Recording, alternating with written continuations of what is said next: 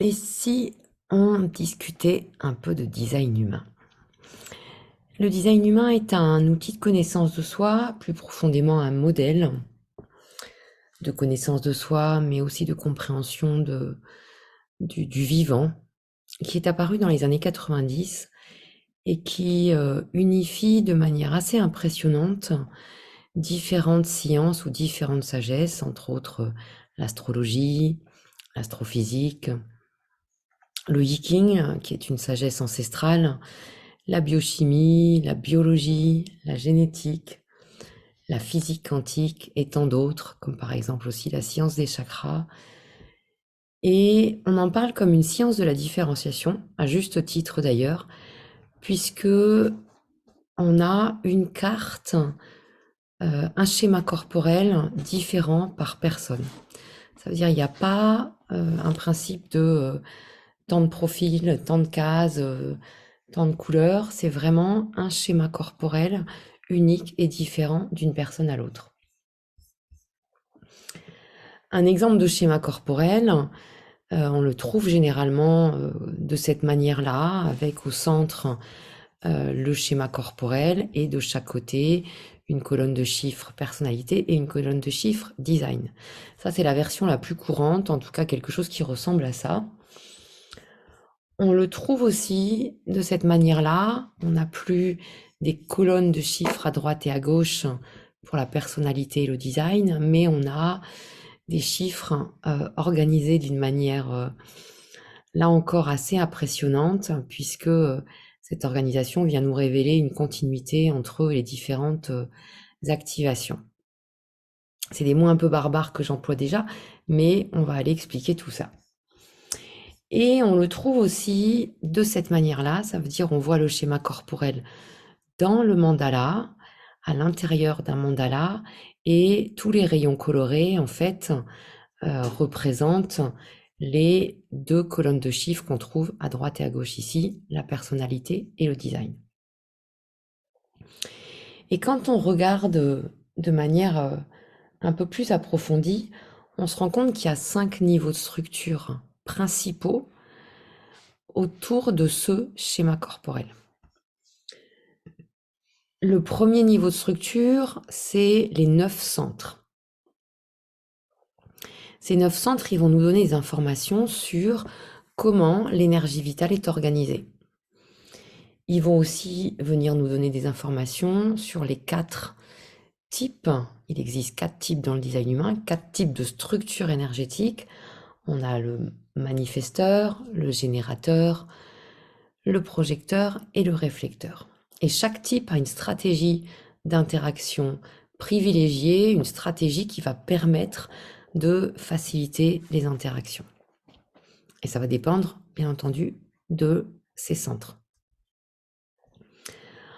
Les 9 centres, ils vont aussi nous donner des informations sur ce qu'on appelle dans le design humain l'autorité intérieure, qui est notre autorité décisionnaire, c'est-à-dire l'intelligence à l'intérieur de nous qui nous permet de prendre nos décisions en fonction de notre énergie vitale.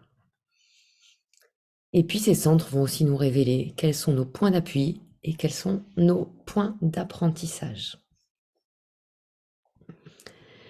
Le deuxième niveau de structure, c'est la structure des 36 canaux et des 64 portes. Les 36 canaux qui relient les centres entre eux sont des talents naturels et chaque canal est la juxtaposition de 2 portes qui, elles, qui viennent révéler nos 64 potentiels, ou en tout cas les 64 potentiels humains. Et chacun de nous a justement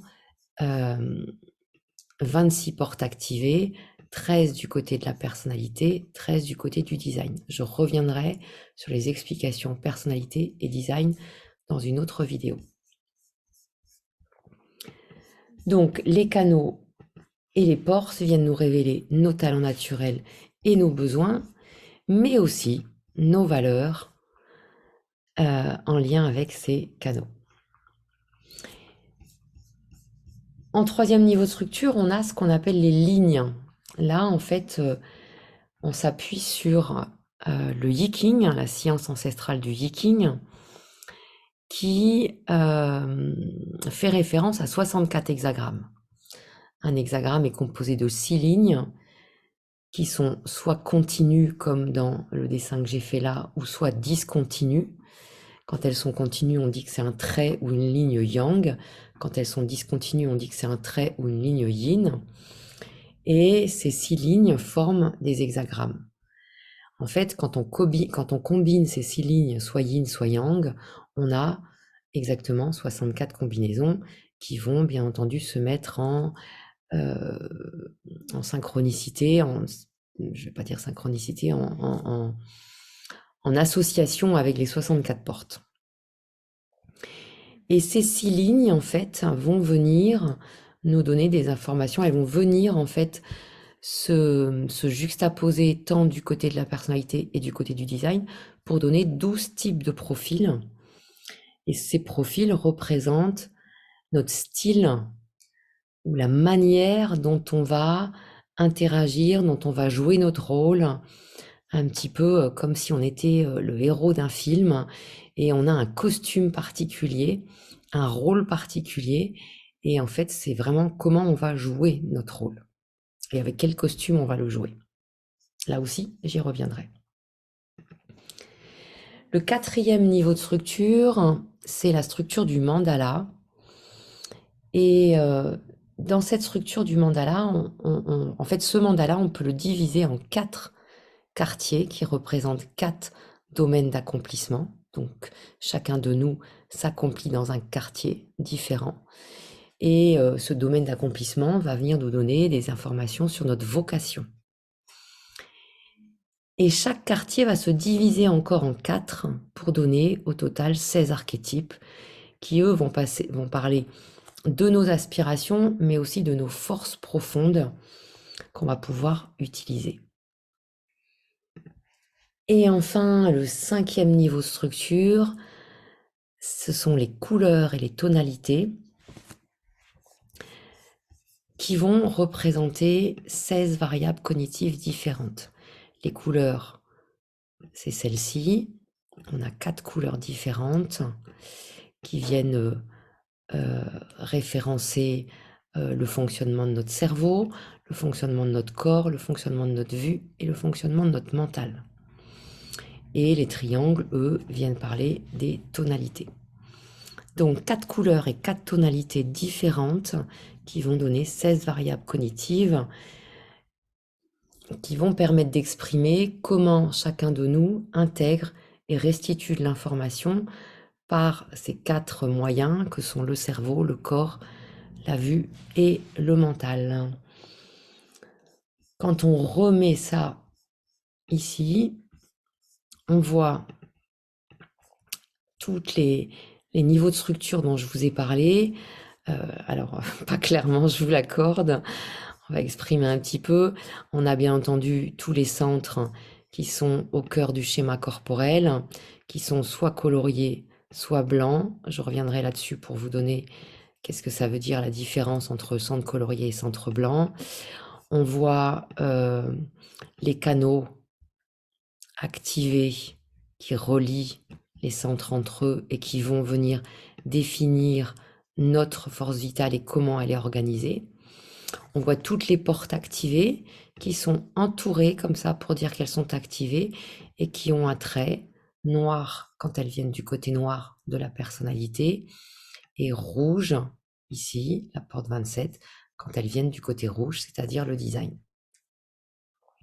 Donc en fait, toutes les activations qu'on a de chaque côté, côté personnalité et côté design, viennent se mettre dans le schéma corporel central et c'est comme ça qu'il se dessine et qui vient mettre en évidence nos talents, nos singularités, notre unicité et nos zones d'apprentissage.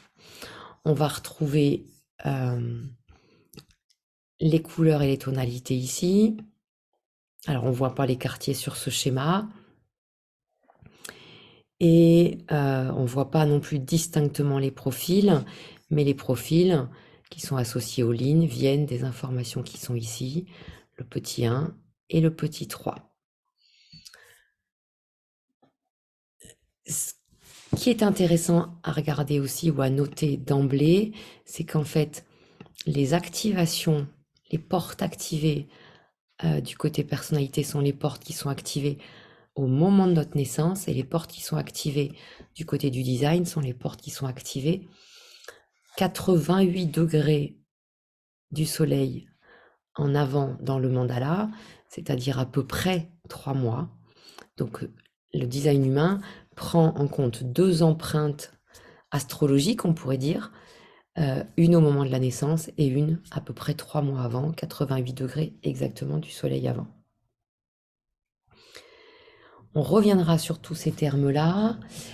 L'idée ici était de vous donner déjà un aperçu de tout ce qu'on peut trouver dans ce modèle et de ces 5 niveaux de structure qui le composent et qu'on va étudier petit à petit. Et on vulgarisera tous ces termes. Merci à vous.